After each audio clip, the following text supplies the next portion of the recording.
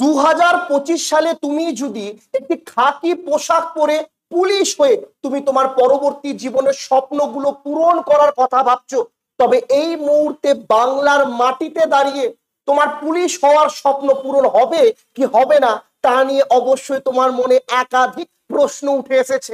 আর এরই মধ্যে একটি প্রশ্ন যা 23টা জেলার ছাত্রছাত্রীর কাছ থেকে আমরা পেয়েছি, তা হলো এই বছর কি পুলিশের পরীক্ষা হবে না?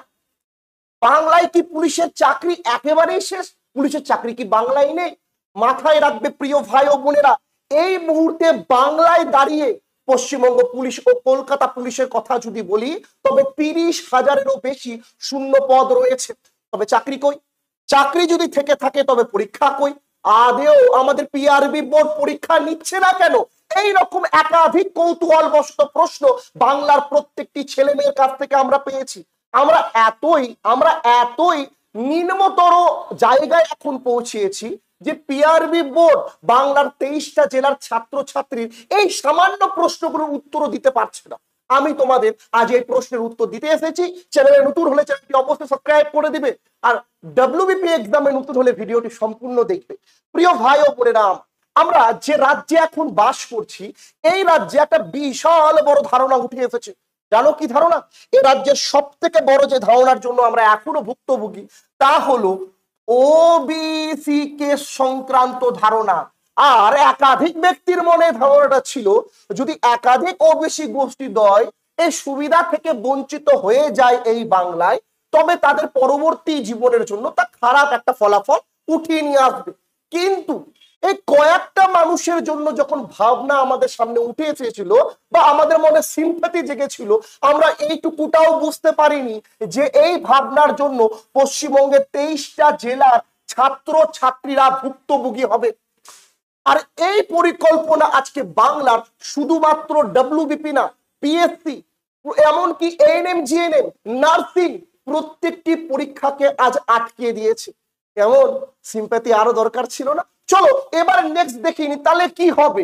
প্রিয় ভাই ও বোনেরা, এইরকম পরিস্থিতিতে কি এইরকম ধারণা আমাদের মাথায় আসে না যে ভারতের ভবিষ্যৎ আজ বাংলায় নষ্ট হয়ে যাবে?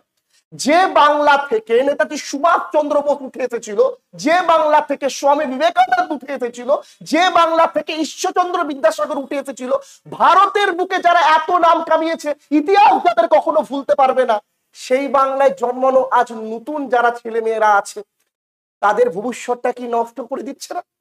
কে নষ্ট করছে তোমরাও জানো, আমিও জানি। সেই নিয়ে বড় কথা বলবো না। এই মুহূর্তে বর্তমান পরিস্থিতিতে দাঁড়িয়ে কি করা উচিত?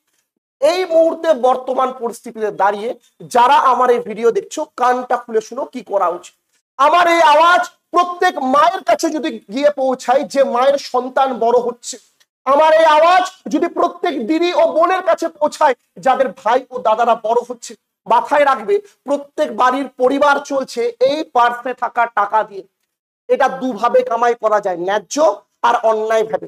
বর্তমান বাংলার শিক্ষা সংস্কৃতি যথেষ্ট ভালো, বর্তমান বাংলার ছেলেমেয়েরা অন্যায়ের পথে হাঁটতে চায় না, যার জন্য তারা ন্যায্যভাবে কামানোর জন্য এই পশ্চিমবঙ্গের পরীক্ষাগুলোই বসার চেষ্টা করছিল, যার মধ্যে একটাও পরীক্ষা সৎভাবে হয় না। তাহলে কি হবে?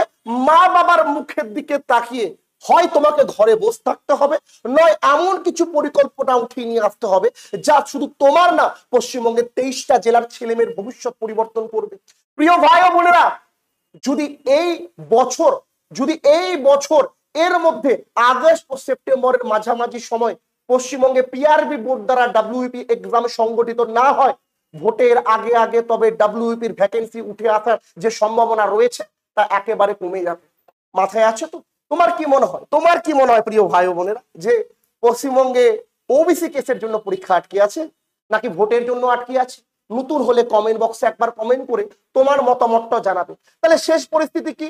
শেষ পরিস্থিতি বাংলার একেবারে শেষের দিকে। কি প্রিয় ভাই ও বোনেরা, এই যে তোমাদের বাড়ির যে দুয়ার বা দরজা, সে দরজায় সুখ তখনই আসবে যখন তুমি নিজের পায়ে দাঁড়াবে। মাথায় ঢুকেছে? হয় বাংলায় পরিবর্তন আনো, নয় বাংলাকে পরিবর্তন করে অন্য জায়গায় চলে যাও, যেখানে তোমার বাড়িতে সুখ ও আনন্দ আসবে। বাংলার পরিবর্তন কিভাবে আনবে? পিআরবি বোর্ডকে জাগাও, পিএসসি বোর্ডকে জাগাও, যে বোর্ডেরা ভুলেই যায় ফর্ম ফিল আপের পর যে পরীক্ষা নিতে হবে। নয়তো তুমি বাংলাকে পরিবর্তন করে অন্য রাজ্যের ঠিকানা দেখে নাও, যেখানে তোমার বাড়ির দরজা বা দুয়ারে একাধিক সুখ স্বাচ্ছন্দ্য উঠে আসবে। চ্যানেলে নতুন হলে চ্যানেলটি সাবস্ক্রাইব করে দিবে এবং ভিডিওটি লাইক করে দিবে। ডাব্লিউবি ও রেল সংক্রান্ত একাধিক ভিডিও আমাদের চ্যানেলে দেওয়া হবে। চ্যানেল সম্পূর্ণ নতুন, তোমাদের সাপোর্ট ছাড়া আমরা কখনো এগিয়ে যেতে পারবো না। চলো আজকের ভিডিও এইটুকুটা।